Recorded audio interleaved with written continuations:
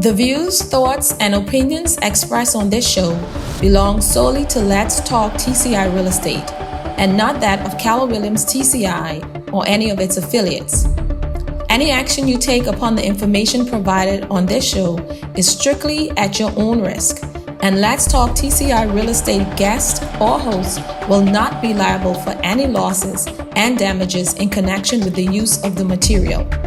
I am not an investment advisor, broker, or dealer.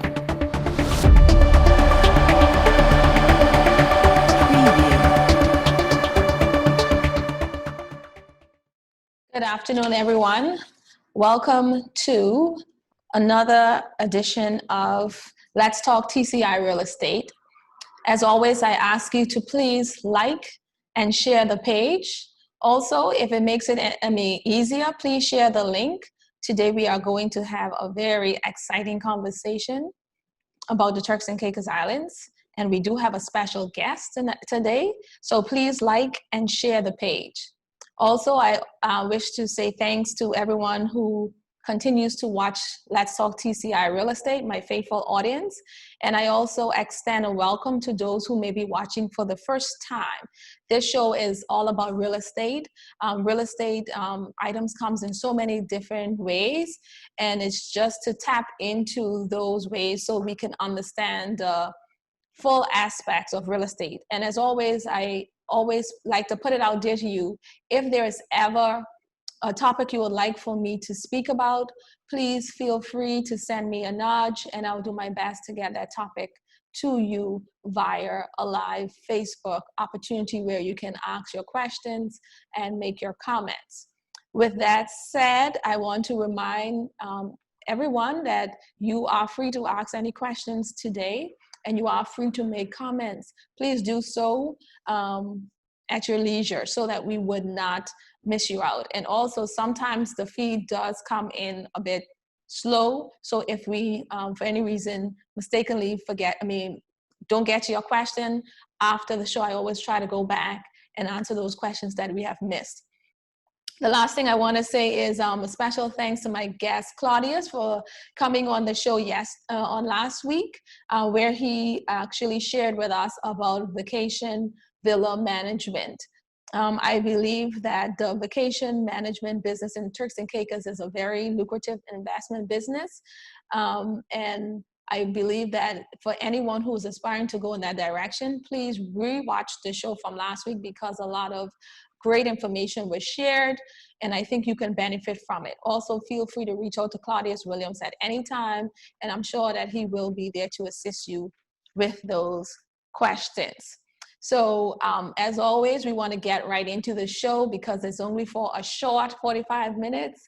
So we want to get in, get out, and get all the relevant questions asked and answered. So I just want to give a quick summary of our guest today. No stranger to any one of you in the Turks and Caicos Islands. He is Dr. Carlton Mills, a well-known person throughout the Turks and Caicos Islands. He has earned his doctorate in education at the University of Sheffield. He is a former minister of education, and he understands the ins and the outs of the government of the Turks and Caicos Islands. He is one of the main editors of the book, The History of the Turks and Caicos Islands, and he is well-versed in the social aspects of the islands. That's a brief summary, but at this time, I'm gonna ask Dr. Mills, please, if there's anything else to add, please do so at this time, because who knows you better than you. Good afternoon. Thank you so much. And I'm really thrilled to be on your show this afternoon. I do watch it. And I also watched the show with the gentleman last week. I find it quite interesting, and I find your show timely because real estate is an important feature in the economy of the Turks and Caicos, even in the growth and development of the Turks and Caicos.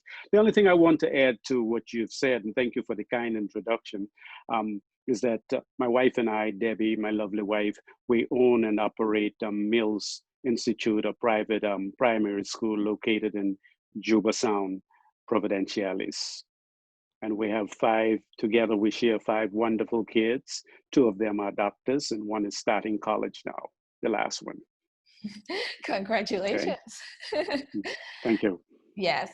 And, you know, one may say, why do we need to introduce Dr. Mills? Definitely, I'll say we have to always remind people of who we have among us in our community, remind them of their credentials so they can know, hey, True. we have well-able men and women who can represent us in the Turks and Caicos Island in every aspect.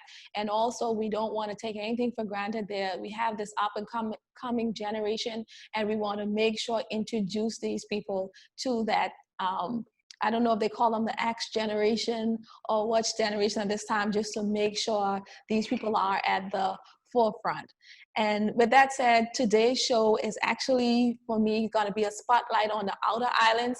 A lot of times we focus on Providencia Islands and we forget that someone might say we don't forget, but truthfully, sometimes we do forget to spotlight the outer islands, and that's why I wanted to actually focus on those outer islands: North Caicos, South Caicos, Grand Turk, Salt Cay, you know, on today's show. And also, when we think about real estate and investment, you know, sometimes people do ask us, hey, what's going on the outer islands? And I think this is an opportunity to showcase those islands, spotlight those islands, and get those questions answered. So with that said, my first question to you today is that you are from the island of South Caicos and you have lived on North Caicos for a long while. In your opinion, can you please highlight some of the main attractions that both of these islands have to offer us in the Turks and Caicos? Sure. You know, Ms. Delancey, I think many of us in the TCI don't realize that we have marvelous attractions throughout the Turks and Caicos Islands, but particularly on the island of South Caicos. Let me just deal briefly first with North Caicos, then I'll come to my hometown, South Caicos. North Caicos has some of the major historical attractions. I'm sure a number of students and a number of people on the islands have heard about the Stubbs. The Stubbs were a major family and the historical development of the Turks and Caicos Islands. There were plantation owners here in Providenciales and also in North Caicos. We hear about the Wade Stubbs and the Wade's Green Plantation, which was a semblance of slave plantation that existed in many of the English-speaking Caribbean countries. We have that right there in North Caicos, and it was owned by a Stubbs and operated by a Stubbs, okay? Then we have the famous Cottage Pond. What a romantic site. You know, this is a pond, this is still a mysterious pond. There's not much known about it. I saw something where a writer is saying that it's about 150 feet deep. But I don't believe that, because I believe that that pond is connected to the ocean some way or the other. I was made to understand that some years ago, a diver went down to explore it, and he went about 100 or in excess of 100 feet. And he said that this seemed to be limitless. You know, he couldn't go, he didn't bother to go any further. So I think it's just mysterious, but it's a major attraction and it's a very romantic site. You know, I think it can be developed into a place, into a setting where we can have weddings. You know, we don't have to necessarily have all our weddings on the beach. Sure. And, you know, there has a very fantastic background. And then so you have the Loyalist plantations. Then you have several plantations in Larmis, Middle Caicos. You have Increase, you have Halova. Most of these were used for cotton production when the Loyalists came here following the American Revolution, okay, when they were disposed of by the Americans and the British granted them land. Real estate came into being because the British granted them thousands of acres of land at no cost, because they were British were the Americans during the American Revolution from 1775 to 1783. Okay, so this was a reward for their loyalty to the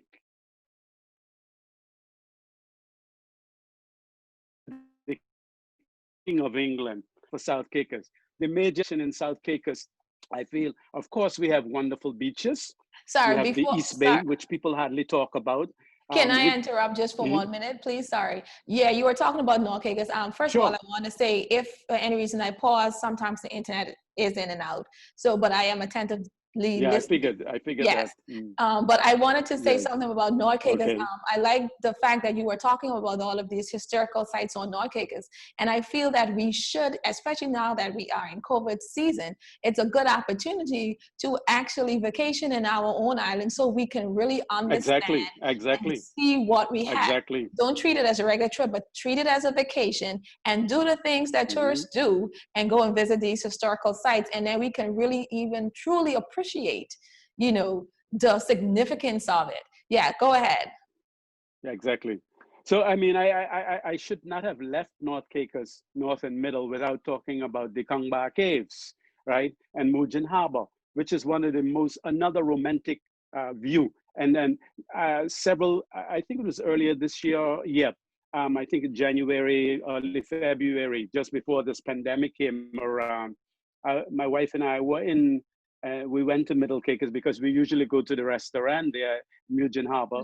Yep. And we were able to see, in fact, it happened last year and again, repeated itself this year. We were able to see whales passing by, you know. So because I know Salt Cay, for example, there's a hot spot for that. That's when a number of tourists usually go to Salt Cay to the whale watching, right? So those are two other important, in addition to, and Larmas, as I say, with the Halova plantation and the increased plantation in Larmas. These were owned by a loyalist who was called Dr. Larma, who Larmas is also named after, Larmas in Middle Caicos.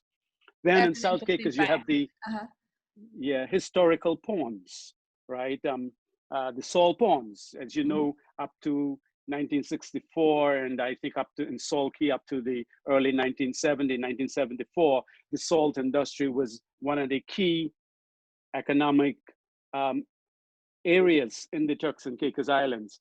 And you have the first, second, and third stations, which were built by the Puerto Ricans who came to South Caicos. And also you have, I was mentioning the beaches. We have the famous Bell Sound, where you can, it's a small beach in itself, but where you can, as an attraction, it can be used for bone fishing. Now, I know Bass Stubbs and all of them guys carry people out in Provo to do bone fishing. But listen, there is no place you can do bone fishing like South Caicos. Because when you go back to the Jennings brothers, who I wrote an article about honoring them some time ago, they were the king of bone fishing. You know, they were they mastered that skill. But you know, the Jennings brothers. Okay. Yes. Then you have the Highland, which is an example of which I think it was owned by the Durhams.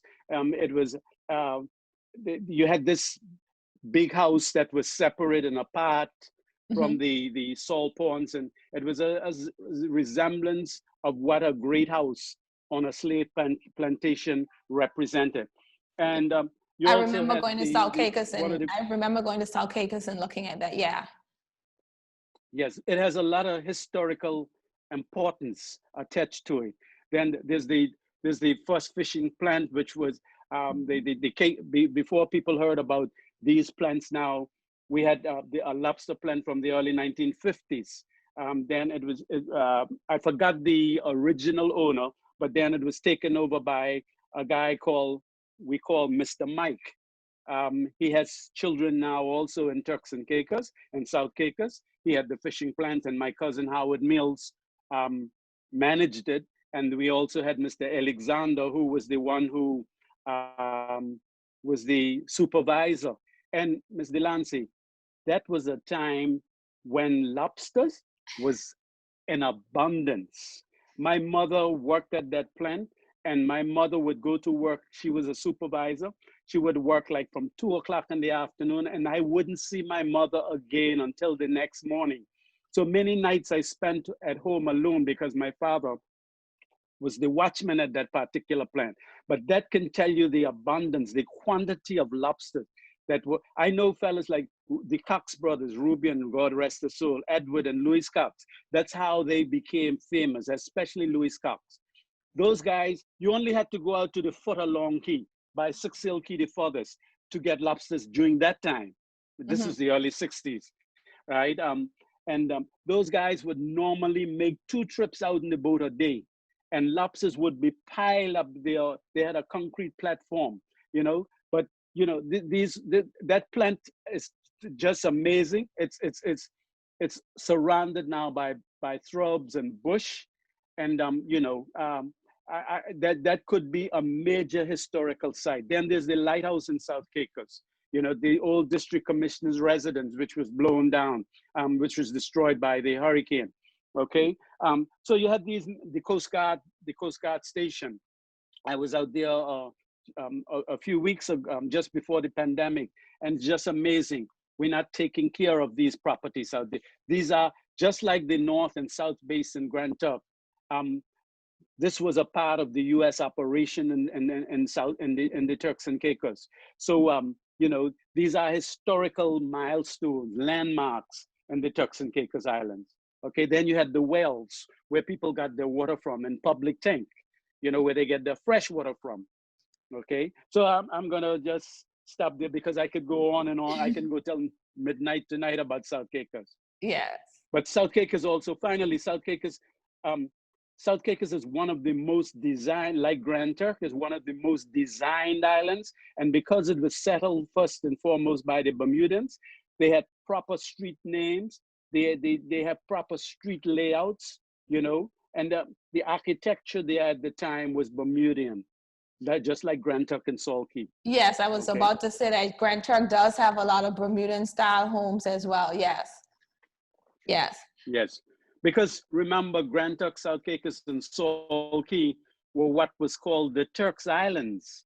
The Caicos Islands didn't come into really true existence until during the period of the first presidency in 1848, President Ford, okay? Then it became, because he started to develop, they developed Sisal and West Caicos, and then East Caicos, and then they started with Salt and West Caicos, but it didn't come off as they would have liked to. Then he was really the one who spearheaded the integration, I called it, of the Turks and Caicos Islands. But prior to that, we were referred to as Turks Island, Grand Turk, South Caicos, and Salt Cay, and that was because of salt. Okay, so you spoke about the salt ponds, etc. You know, when you talk about South Caicos and also Grand Turk, right? In keeping with that theme for a few minutes, do you believe that the revitalization of the salt pond would be a positive move at this time? And explain what you think about it and why. Mm-hmm. Okay, I forgot one important, I missed one important thing, is that the boiling hole. I don't know, there's a major historical attraction in South Caicos. It's a big hole. I think they call it a subterranean, in the middle, basically in the middle of the island. And fortunately, God, I think, planted that there in South Caicos to aid the salt production. That is how the salt water was able to be pumped into the salt ponds from this hole we call the boiling hole, and almost in the middle of the island. You look amazed. Yeah, no. You look amazed. You yes, because I've heard about the boiling hole before, but I've never connected it with the salt pond. So that's why I'm attentively. Yeah. Yeah. There were trenches that run from the boiling hole to the main salt ponds, and the engineers at the time had wooden blocks that whenever the ponds got flooded, they could prevent more water from flooding the ponds and then leave it for evaporation to take place. But we had an opportunity in the early 60s to go all out, like in Nagua with salt. That same company wanted to develop the salt industry in the Turks and Caicos. But we had two problems. We were reluctant to improve the technology in the islands, to improve the we call it mechanize the industry, introduce modern equipment, and the swans were too small. Third, we took too long to load, sometimes 2, 3, 4 weeks, almost a month before we can load a ship. And in Agua, I think they can load a ship in 24 hours compared to Turks and Caicos. So it can be, I think if we do it, we probably can focus, I'm not being biased, maybe on South Caicos, you know, because I mean, you have quite a bit of land mass in South Caicos that is not being used. But you'll have to modernize it. I think because salt is vital, salt is important. Most people still cook with salt, and people don't even know that salt made the Turks and Caicos Islands. Turks and Caicos was unknown. I always argue that Turks salt, we were connected to Europe, we were connected to Canada, we were connected to the Caribbean, we were connected to the USA because of our salt.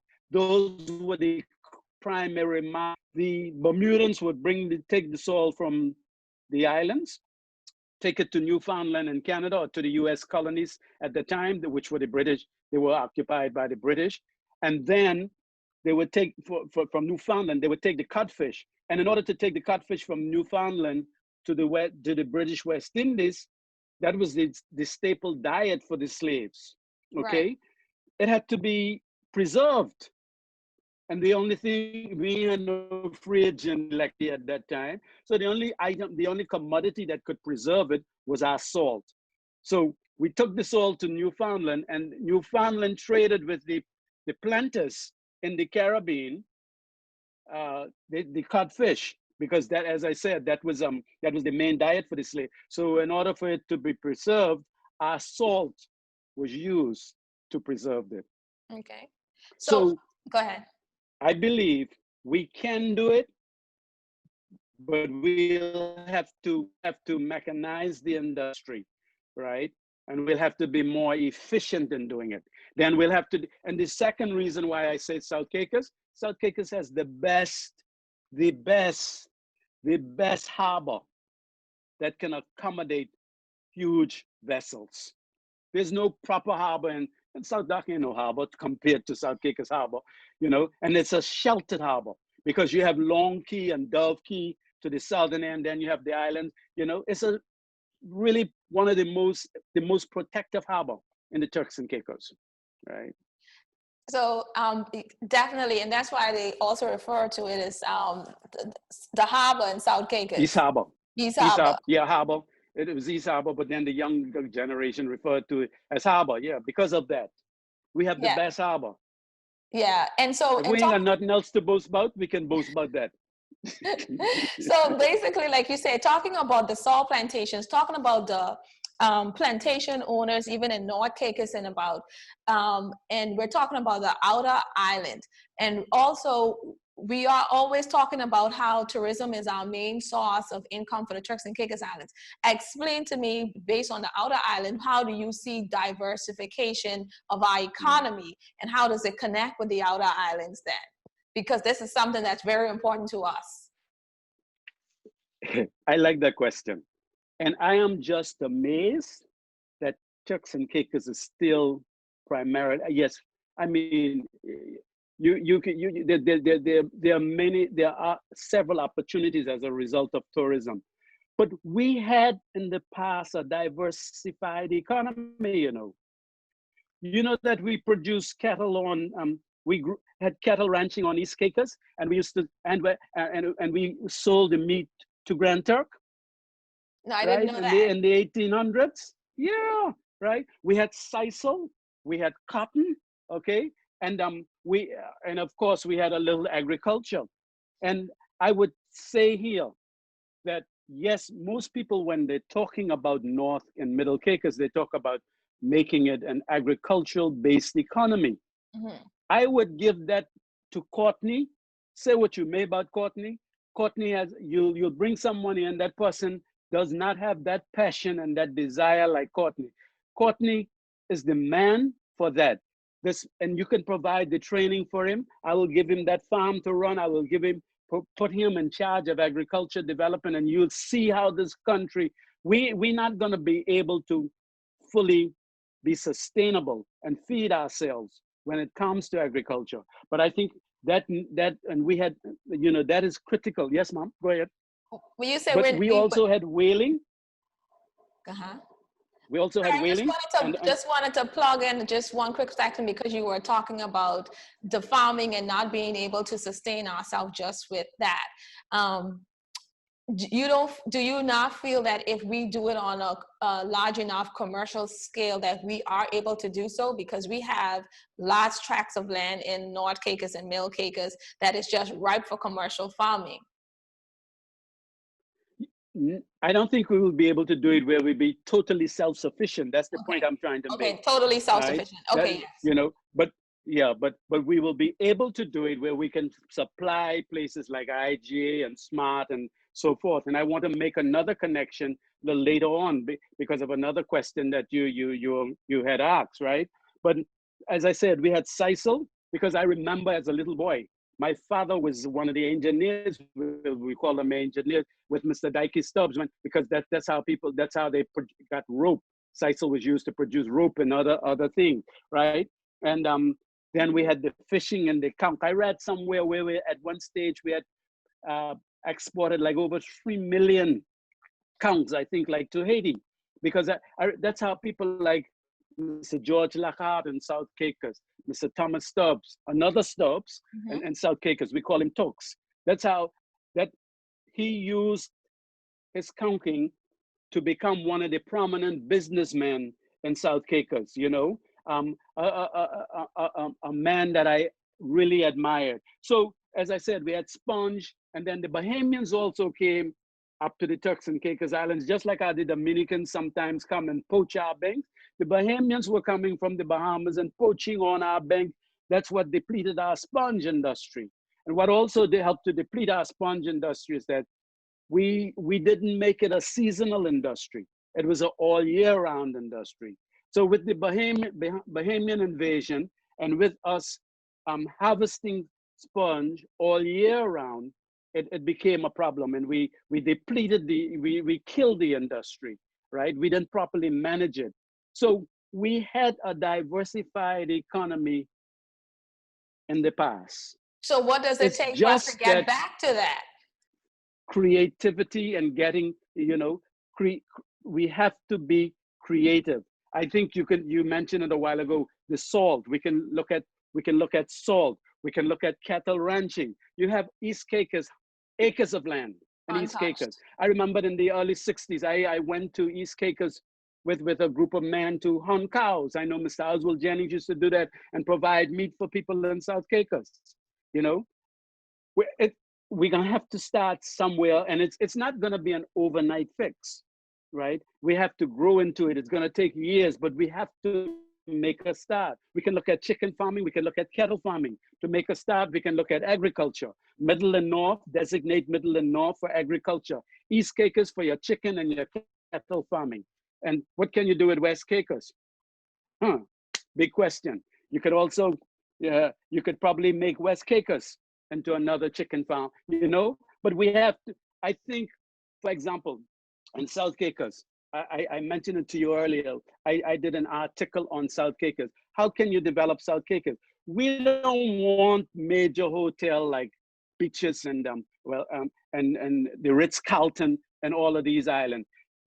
If you go to Middle Caicos, I think what we also need to do in the case of Middle Caicos is to develop Middle Caicos into small villas where top guests can come and reside in Middle. And then this will also create opportunities for real estate, where you have small vacation homes, built by Turks and Caicos Islanders, managed by Turks and Caicos Islanders and Middle Caicos, right?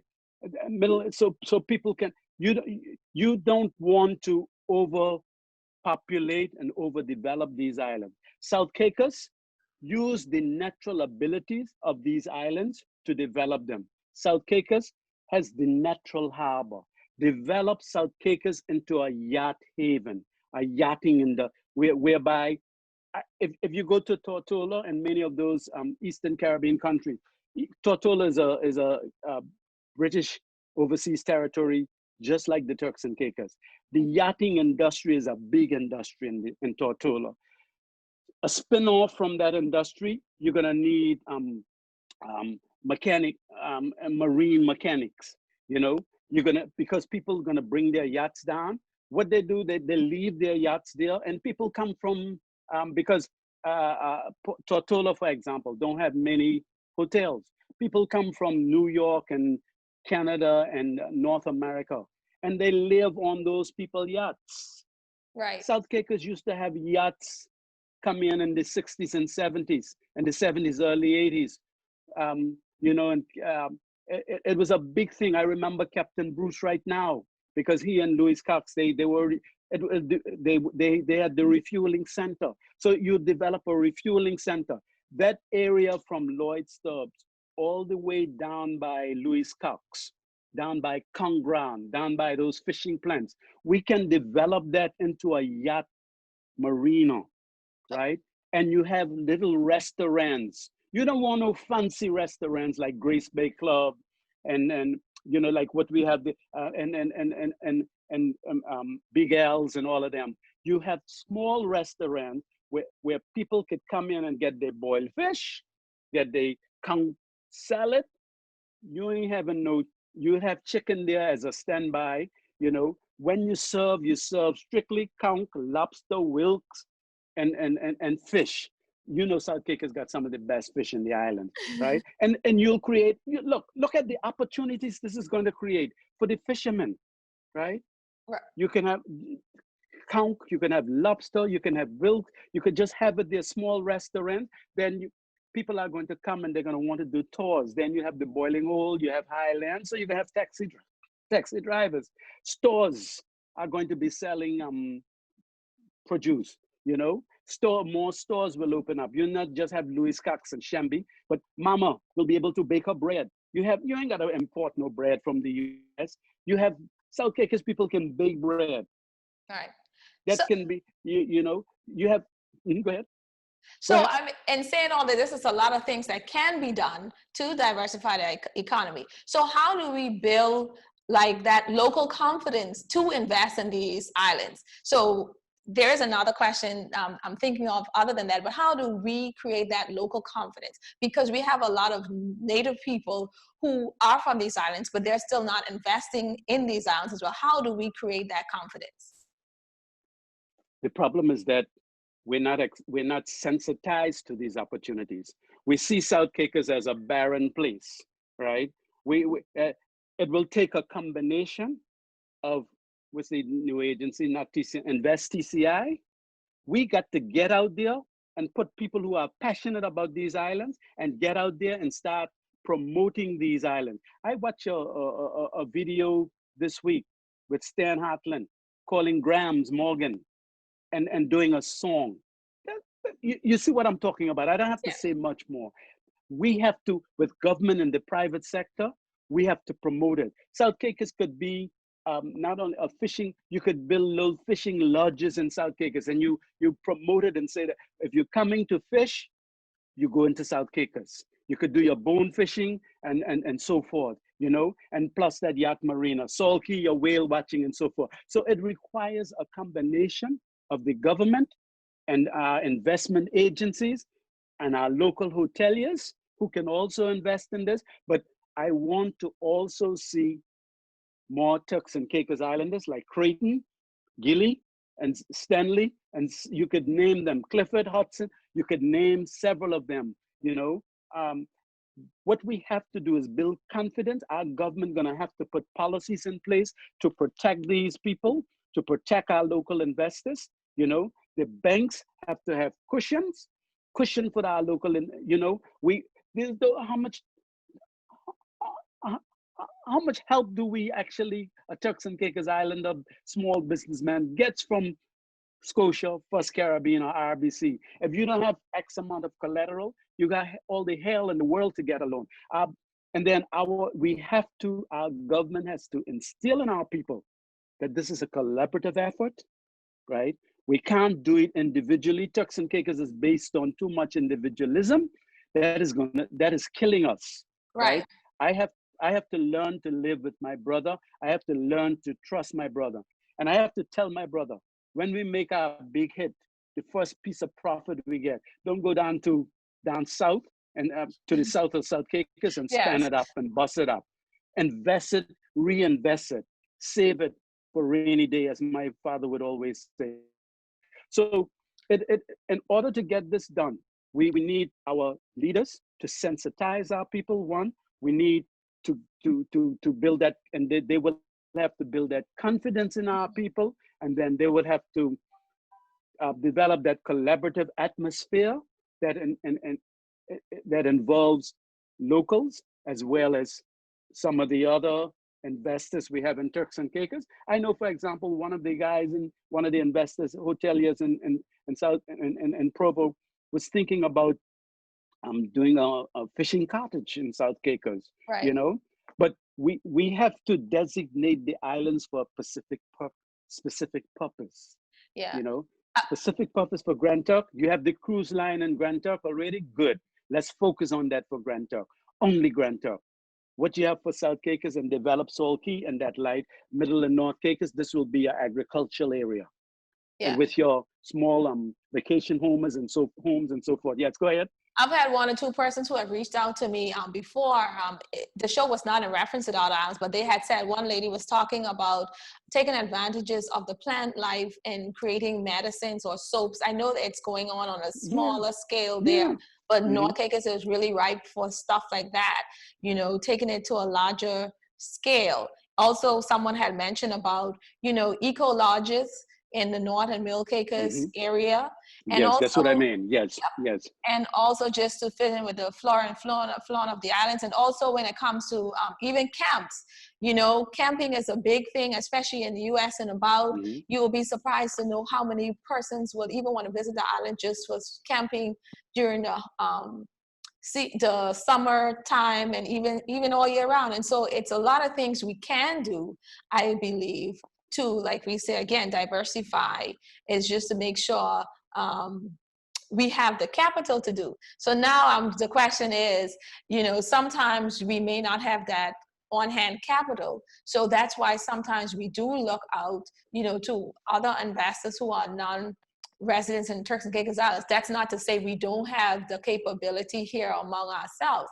What do we do to, there are a handful who, you know, to attract them to also invest, but not just in anything, but in the projects that we see fit that will benefit the islands, like we were talking about the eco lodges or the fishing lodges or anything. What can we do to attract those investors to help us for where we can't help ourselves? I think they are willing to do it, you know, but the thing about it, with governments come and governments go, and one of the faults with that we have, and one of the challenges investors have in the Turks and Caicos, is the red tape we have to go through, the red tape that they have to go through. So we have to cut the chase, as you know, say what you make. That was one of the things I like with Mike Mizik, you know. You know, then you have to take it to cabinet, and you have to get the British. If the governor doesn't like it, he could knock it down, or he could send it to the UK. You know, this is where the problem comes in.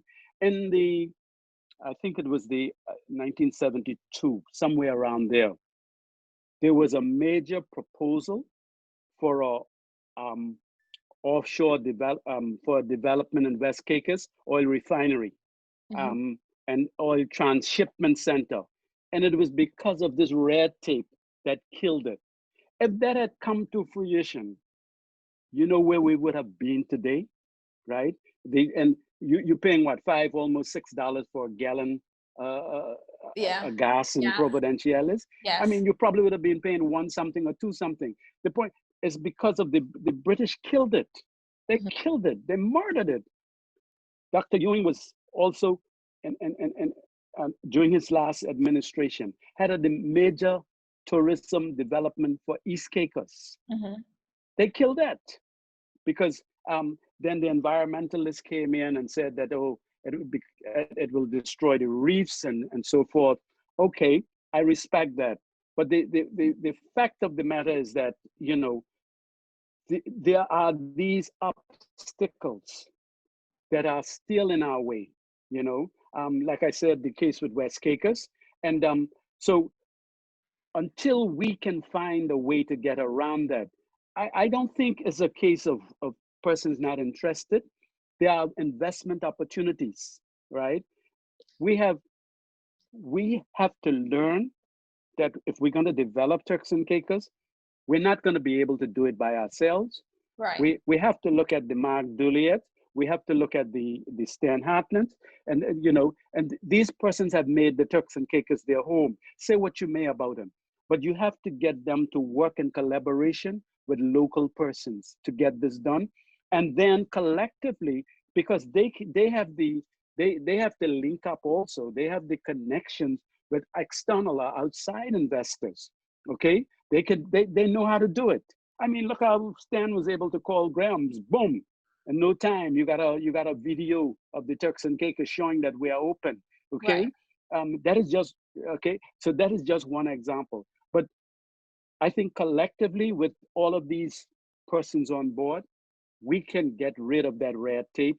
And we have all those three major banks in the Turks and Caicos. Money is there. So right. I think the critical problem is who is basically in charge of the Turks and Caicos and the extent, the volume of development that they want to see in the Turks and Caicos Islands. That is our big challenge. That is our big problem. And we don't have the guts to deal with it. And until we develop that, like a Jakes McCartney, not that we don't have the people who could do it, you know, but right. Turks and Caicos, we don't elect those kind of people. Those kinds of people who are going to stand up to the British government and tell them this is what we want and this is how we're going to get it done. And you don't have a little fly-by-night guy coming here in a blue suit or a yellow suit or a pink suit or a green suit or a white suit telling you that this is as far as you can go. Right. They don't care about Turks and Caicos Island. We have to develop that sense of care and passion for who we are. That's why I said to you earlier, to get that farm going, we need to give that to Courtney. Yeah. Somebody who has passion. Yeah, we need to deal with people who are passionate about the islands. Yes. Also, I want to ask also, because you were talking about the red tape, two things. I also think that I also had Dr. Gilbert Morris on my show before, and one of the other things he was talking about sustaining the economy was about smart communities, you know, and I think that's also a big play. I mean, plays a big role in taking us to that level we need to be in terms of the economy and getting where we need to be. You know, like you said, the red tape, there are so many things that we should be able to get expedited, you know, if we were a smart community, but we are held back because of the procedures in the process. And the other point I also want to make is, I would like to ask you, what are some of the infrastructure that you think we need to put in place to attract investors, non-residents as well as residents? Because even in real estate, I find that you talk to local people about buying and they'd be like, well, North Caicos is like, you know, 10 years away from here, so I would prefer to invest my money in Provo, you know, because of certain things. What are some of the infrastructure I think that we can put in place to take away that mindset? And I think not actually just saying, for example, we've been talking about the causeway, and no, it's not just, I'm talking political, but we're talking infrastructure, and we're talking about the economy, and we're talking about real estate and able to get the people to invest on the island. Do you feel like that's a good move? Because we do need the airlifts, we do need other ways of transportation to make the commute much easier or connect us together as a country so we can find that easy opportunity to want to be able to invest. Just before I go into that, I just want to tell you how much I agree with Mr. Morris, Dr. Gilbert Morris on that. And he also mentioned some time ago about a yacht registry. I don't know much about it, but I think where you register yachts, do things like registering yachts, that's critical. You know, and then, you know, you could make money off that, since you're going to have open up South Caicos to that kind of market. Then there's also our airspace. Mhm. Planes fly over Turks and Caicos. I mean, it may not be in that frequency now. Who collects the money for them using our airspace? It doesn't come to Turks and Caicos. We have to hold Mother Britain accountable for certain things, just like how they for years until Jakes came from the 50s when the bases were developed in Grand Turk and in South Caicos. They were taking the monies and sending it back to us, saying it was British grant and British people, taxpayers' money. Nothing like that. They were getting $2 million a year from the United States government for housing those bases on Grand Turk.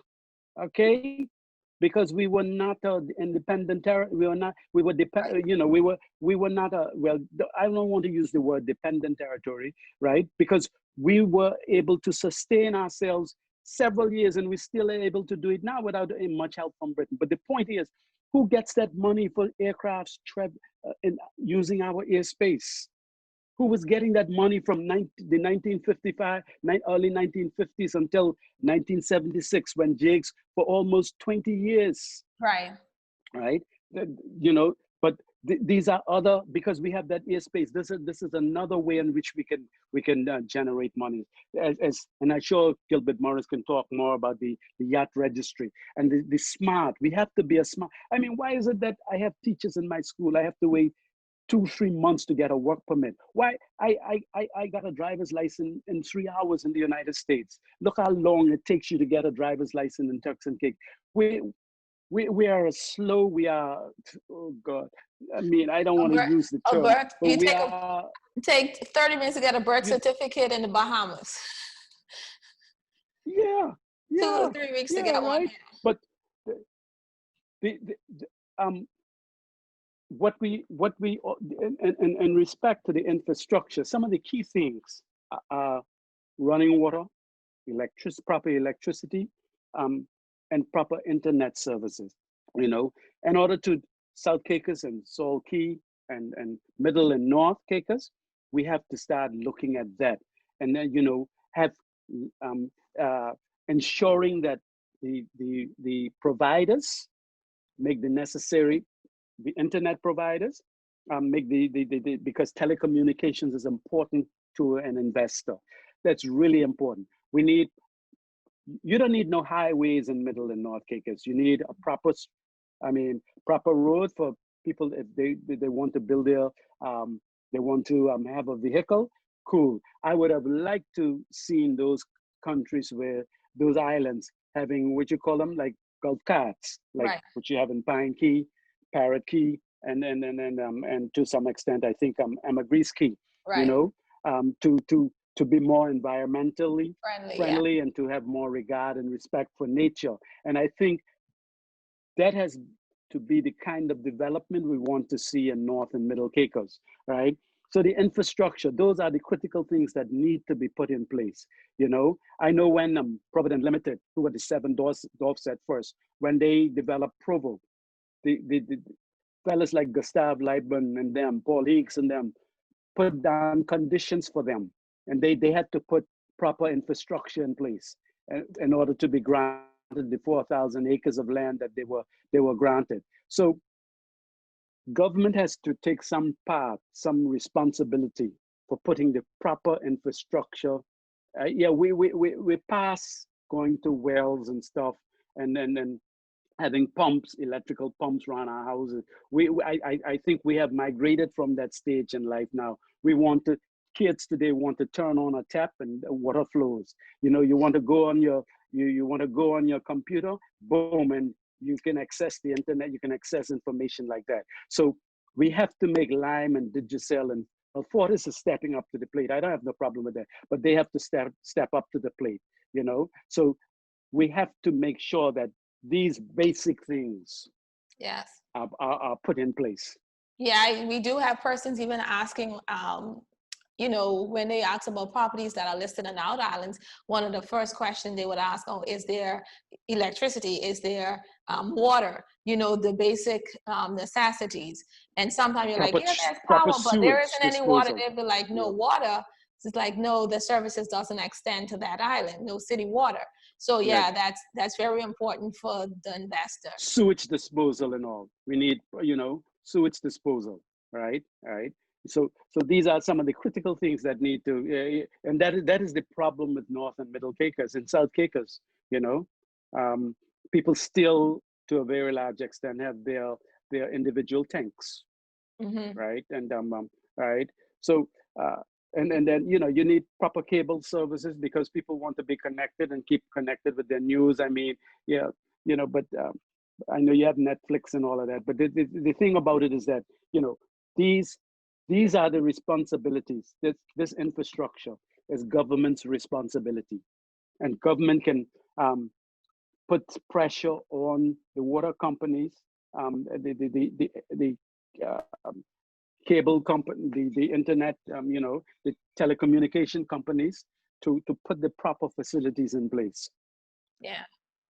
Well, we, of course, 45 minutes is up, but Oh, that's, yeah, we geez, just talking because it's a lot to talk about, and the topic is very interesting. I mean, mm, obviously, I didn't see any questions that came in, but we saw comments.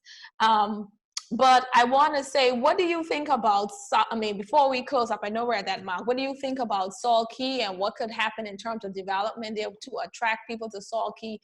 Like I say, residents, non-residents, because we are all, we all have to participate in the development of the islands. I don't want to see Salt Cay personally. I don't think we need a massive development like what we were talking about during the early Michael Mizik administration. Right. With Yeah, I know the I, development you're I, speaking I, of. I, Yeah. I, we have to have some of our islands that still have that reflection of what we used to be, right? Salt Cay presents that. Let's maintain that. Let's cultivate that. You have a few you build you call it vacation villas in Salt Cay, small places where people can come and spend. And Salt Cay, you develop Salt Cay to cater for a certain kind of clientele. You Mm-hmm. don't want these spring breakers in Salt Cay to break up Salt Cay. You want that more retired type person who can come Salt Cay and relax and suck in some fresh salt here, Mm-hmm. go around the point and catch himself 2 or 3 snappers and go home and cook it, but and have a good time and eat a lot of marine products and so forth. And the other thing for Salt Cay is, so we have those vacation villas, or people can own their own little villas, their own vacation homes there. But it's more for retired professional people who want to come and say, for example, you cater for a doctor. You can also use that doctor twice a week to go over and render services, if he is a specialist, to the Cockburn Right. Town Hospital, the hospital in Grand Turk. You could do that. And whale watching. I mean, I know it's seasonal, but you develop that kind of climate. You develop that kind of industry for Salt Cay. Because one of the other things that tie into all of this and Right. putting in the infrastructure and everything into place, we need proper healthcare in our country. That is one of the things that's basically lacking. We need proper. We have the facilities, but we need proper care. And this is why you can attract those kinds of the other day we were on the verge of having a medical school in the Turks and Caicos Islands, but I don't want to go into but that is one of the reasons why, because we were tourism, you can't run away from tourism, right? Right. You could look at different aspects of Of tourism. There's tourism. also the Correct. medical tourism, right? And we were talking about developing a medical school, and you could also everybody's thinking about Provo because it's easy with all the infrastructure. But if you get a medical school like in South Caicos, and you get one you don't want one in Salt Cay, you get one in North and Middle Caicos or one in Grand Turk, that could do a lot to help sustain the economy. Look at what St. George's has developed into in Grenada, Windsor, and St. Kitts. And kids are going to come, they're going to look for places to live, and you indicate to them, listen, you're not going to have a campus. You're going to people are going to rent their homes. Mm-hmm. So Turks Islanders could get into the real estate and to the homeowners business, and then, you know, renting homes, building apartments, and renting them out. I mean, I sidetrack a bit from your last question, but you know, there's so much Yes. that can be done with all that it requires. Not all, but one of the main ingredients is proper leadership and proper direction. Yes. And I also, yeah, I can talk a lot, even though I'm listening, questions are just itching, and I know I need to wrap it up, but I like what you said about the medical school, et cetera. If you are able to put a campus like that, just like we were saying in North Caicos or about, and force people to not have a campus, but also to use homes that are built specifically for rental purposes or whatever, you will create an influx of persons on the ground, boots on the ground, to be able to help bring that traffic to start moving things on those islands. I think a lot of people are afraid to venture first if they don't have the amount of people to sustain some of the businesses that they may be thinking of. But something like a medical school will create an influx of traffic person-wise right away that can help encourage people to say, hey, now we get those people. Now I need to find these realists to put the people in. Now I need to find the car, not just a car rental company, but a company to be able to sell vehicles. Because right now I think Provo is really saturated with most of the businesses. And I think that's why it's so difficult to really get ahead with, even though you have a business. So we need to move those same resources and push them into the outer islands so that they can be developed and grow. And also we can grow as a people when you start pushing away. Exactly. But and there's also a streak of caution there too. Like, for example, I was saying Salt Cay. Salt Cay will be developed for that class of tourists. Right. You don't want no spring breakers coming there, because there ain't gonna be no discos. No. Yeah, you know, people who just want to come and relax and then go on the beach. You know, like I'm not sure if it's right now, but a couple of years ago I lived at the Meridian Club, and they didn't even have a TV in the room. You know, if you want to watch anything, go on your computer and watch it. You know, sign up with Netflix. Or whatever. Yeah. So the thing about it is that, you know, you develop the islands accordingly. What we're doing now is lumping everything together. You know, that is where the problem is coming in, right? You know, you don't want the same set of tourists for Providenciales that will be attracted to North Caicos or South Caicos or Grand Turk or Salt Cay, right? So you have a niche for each of the islands. I agree with you. And one last thing I want to say, you did touch on it before about a lot of retirees. We do have a lot of people who talk about coming to the islands to retire. And I think that's what we need to tap into, especially in the outer islands as well. I think that's a really good, like you said, niche that we can tap into for retirees. Of course. They could have a little backyard and grow their own potato and yam and cassava, you know, and get into the island life. Yes. And in these days, like you say, who knew that COVID-19 would have happened? And now a lot of people are doing their backyard farming, and they now see the need for it, you know. And so, we just need to be able to tap into all of these things. And like you say, we need to diversify. And even if it's tourism, we still need to diversify tourism, and that it's not just specifically in one area. We need to tap into medical tourism, tap into this, and create a plan for the island. Yes, exactly. Yes. And I agree with you also when you were talking about we have to make it easier for persons on islands to be able to get that capital through the bank, et cetera, to be able to make these investments on the island. We were talking about with one of the banks the other day, and they were talking about they don't do I know I'm over my time limit, and I'm going to stop talking right now. That's okay. That's okay. Talking about not lending to anyone who wants to invest on the outer islands. I think that's a big drawback for us as well, because most of the persons on the islands, they're dependent on the banks to be able to start up a business or to do something. And if the banks aren't lending for the outer islands, then how are we gonna get that capital to do what we have to do? That is why the government has to start. I mean, Mike Mizik made an attempt at it, but for, well, you know, for unforeseen reasons, it collapsed. Whether I don't know what was the objective behind it, but the thing about it, we have to develop our own bank. You know, during the period of the presidency, I don't remember off the top. I think it came during the last period of the presidency, around the 1860s, 1870s, because it ended in 1873, 74. We had a bank, and from that time, a government-run bank. The government of the Turks and Caicos Islands had a bank in the 60s, a small bank. Come on, what? Why is it that we can't develop a proper bank in the Turks and Caicos, right?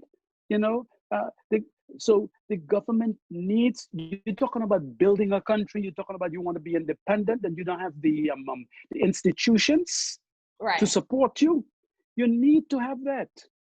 So you don't have to, and you encourage your local people that, listen, take your money out of Scotia, take your money out of RBC, bring it to government, because you know whether if we go through hard times, the government will still be here because we are the government. We can get, even if we run into any financial challenges, we can easily get, not easily, but we can negotiate loans and so forth. But the thing about it is that what kills us is that the manager of the bank, if PDM in power, they can pick a PDM manager. They ain't gonna pick you or me who has a proper qualifications in banking, you know, because the politician's gonna want it whenever they feel like borrowing some money, they could call me, and because I'm supporter of the party. And the same thing with the PNP. We have to cut that crap out. We're talking about nation building, you know, and we have to start. Our setback in our country is we're not using our own people to manage certain aspects of our development, our growth, and our economy. I mean, I don't want to just sidetrack for a second. Just recently, the Ministry of Education brought in somebody to design a way of how they can migrate from face-to-face classroom to online learning.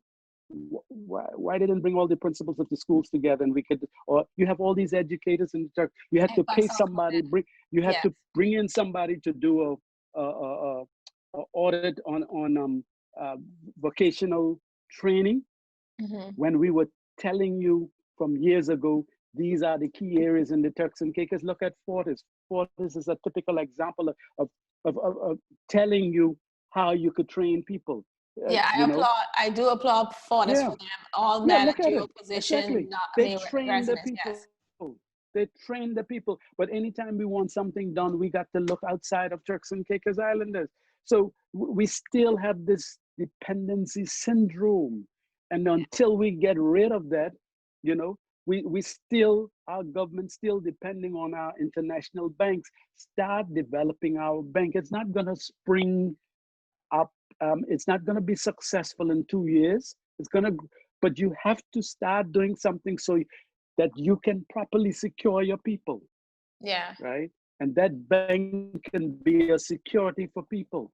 But you have to let people know, and this is one of these shortcomings of us in the Turks and Caicos.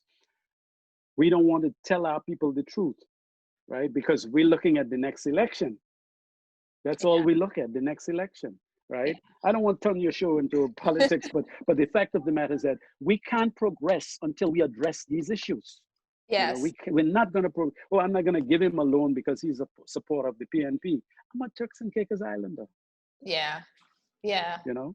We have to progress. We have to stand strong as a people. We have to, you know, we have to do better than we are doing if we want to build a nation in the right way that it should be done. All right. Exactly. So in closing, please leave any words of encouragement to anyone who's looking. I mean, you know, why should they invest in the outer islands?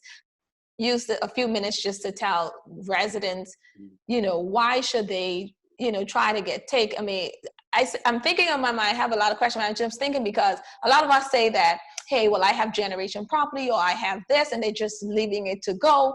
But at the same time, I think there are opportunities to be had at this time, even buying lands that are available, but even just making that first step in investing in the outer islands where prices are right, their cheaper stamp duty is less than on the other islands. And so that even when those countries do take off, you have the capabilities, you have the land power, because the power is in the land, you know, to do so. So just for a few minutes, tell our listening audience, why should they think about investing in these outer islands at this time? I think you made a valid point at the beginning. You're talking about when you mentioned about doing vacationing in the Turks and Caicos Island. I know during the early 70s, late 70s, early 80s, when Michael Manley was Prime Minister of Jamaica, he talked about eat Jamaican, grow Jamaica, eat Jamaican, vacation in Jamaica, the North Coast. There's a beautiful place, Ocho Rios and Negril and those places. Salt Cay is a gorgeous place to vacation, right? North and Middle Caicos, gorgeous places to invest. And as you were saying, vacation homes, small villas for people, you know, invest in that. But the critical thing about it is that we have to jump on this quickly. And the second thing, we have to move away from, I think Althea was trying to do it to start a supermarket where she was inviting 10 local business persons to let's come together and do that. This is the kind of approach that we need, where Turks and Caicos Islanders collectively come together and invest in something in the outer islands. We have to start doing it, and then we have to not only do it, but we have to live it. That we have to take our families there and invest. You know, so we also need the support of government to provide the necessary incentives for us to do it, you know, and we mentioned some of those incentives, but and the encouragement and the support based from our government, right? We need our government to be all out there for us, and this is why you are elected, to help your people develop, and this is how you're going to get your people developed. You're talking about all the crime that is in Providenciales. If you had locals develop and engage in opportunities like this, they would have no time. Young man who have hard lives, if you embrace them and show them that these are opportunities in these islands for you, okay? But the key thing is that you know, we have to have a development plan. Before we can do all of that, we have to have a proper development plan for each of the islands. Yes. A national development plan. Because we just can't have it sporadic, because you're going to have all kinds of developments, and then it's going to be out of control like Providenciales. This is what we need to invest in North Caicos. This is for Grand Turk. This is for Salt Cay. This is for South Caicos, right? And so we have to start. That's the starting point. Yeah, I mean, I'm glad you talked about. Yeah, Bernicia show I don't think is on tonight, so we could get just a few more minutes. You talked about oh, why did I lose my train of thought right away? There was something about what you were saying. I totally forgot. Not just incentive, there's something it'll probably come back to me, but I had a really burning question when you said that. But I did have a quick question that came through. What do you think about education, tourism? A question came through just now asking about that. Listen. What we need, and this is one of the points I wanted to make on the show earlier, our community college, we have to move away from this mindset that our college is just for Grand Turk and to some extent Providenciales. Our college has to be an outreach to every island in the archipelago, right? Real estate is a big thing in the Turks and Caicos Islands. Why is it that you can't go to the community college and do an associate degree in real estate development using people on Provo who are in real estate development. Why is it that up to now, banking is a big business in in the Turks and Caicos Islands, particularly providentially, and you can't go to the community college and do an associate degree in banking? If we want to promote agriculture, why is it that we can't have an agricultural arm of the community college in North or Middle Caicos where you're teaching that, and students can go into the college a couple of days of the week and then go out on the farm with Courtney and other experts and are taught about the different plants and the importance of plants and how you grow, etc., etc., etc. You know, to, we need more than tourism education. We need, because we're a developing country. One of the key things is that that program also at the community college, we need to expand it further. I spent 5 years at Grace Bay. And one of the things, when I look at it, we've produced within that time 3 local chefs, right? Why? They started with working as interns from 3rd form. We're talking about a technical school. Yes. We have must be 30, 40, 50 resorts in Providenciales. And I always making this point. We want a building to say the Turks and Caicos Islands Technical School, and PDM is going to say rebuild this, or PNP is going to say rebuild this, like how they always say, oh, we build the community college. You gotta get away from that kind of mindset. And all of these hotels are vocational training institutions. You can train your waiters there, you could train your waitress there, you could train your accountants there. We have done it. I've been there. This island needs chefs. Right. Right? This island, look, every hotel has a master chef or a couple of chefs there. How many of them are Turks and Caicos Islanders? Right? How many of them could do a boiled fish on a Saturday morning for guests? How many of them could do stew conch? Right? You know what I mean? Yes. And so my point is, these hotels can become training school, and you started from 3rd, 2nd, 3rd form. We used to have like 10, 12 interns from Clement Howell High School at the veranda. We used to have we had a number of them at West Bay Club. Some of them have gone off to college and are now back working. Right. At these hotels. Yeah. Right. So it is the person who asked that question. It is important. We all only have, what we have to do is direct our energies in these areas. Right. The Little Chefs program is a great program. I told the organizer the other day, they should make it a continuous, they should make it an ongoing thing. And where students, what we used to do is students would come to the hotel after school. Students would come in on weekends, on holidays, and work. And you give them a little stipend every week. By the time they leave the hotel, 10:30, 11 o'clock in the night, they're tired. They don't have no time to go to 2005 or to think about robbing somebody. They're tired because they have to come back the next day. You know? So it is possible. It just takes vision, and it just takes leadership to get it going. Yeah. The question I was thinking about before, and because you were talking about a development plan, that's why I was thinking in my mind. Oh, okay. I just had persons from planning on the show as well, and they were talking about the sustainable development plan. And it was interesting to find out that there was only a plan that was zoned for Providenciales and not any of the outer islands. And so all of this, like you were saying, comes into place. From my understanding from the show, they are going to be putting this in place. But this is something, like you said, it needs to be in place so we can understand exactly what we are going to be doing on these outer islands, so it can come forward in the right way and be more productive than just throwing everything together, throwing it out, and not having a plan forward. Exactly. Yes. And you're going to find yourself, if you don't do that, you're going to find yourself every island looking like Providenciales. Right. And then it's difficult to So maneuver afterwards because there was no, exactly, yeah, for exactly, improvements. exactly, Yeah. exactly. Well, Dr. Exactly. Mills, it was a pleasure. You caused me going over my 45 minutes.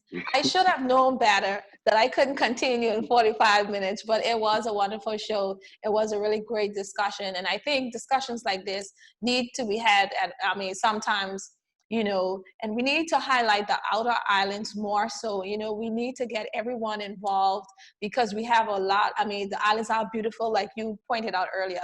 I think what we need to do, Facebook is a really big thing with everyone. You're always posting on Instagram and Facebook, especially the younger people, even the older people now.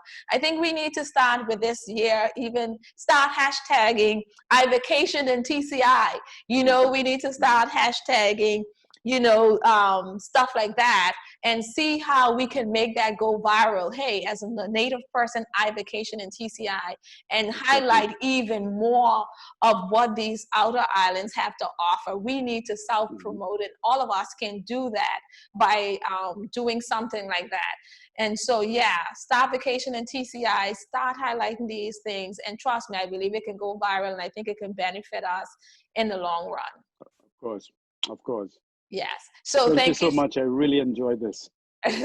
Thanks. I enjoyed it as well. And again, thank you everyone for listening. Next week, we have another very exciting person who's going to be on. The topic may not be an exciting topic, but it's a very important topic that we're going to be talking about. We're actually going to be talking about home security and home safety in the Turks and Caicos Islands. So please tune in next week. Please bring your questions in advance. We're going to have a specialist who is in the security field and bring any question that you may have. I think so. Please tune in. It's a very important conversation next week. So until next time, as I always say, stay safe and remain blessed. Have a good afternoon. Thank you, Dr. Mills. Okay. You're welcome.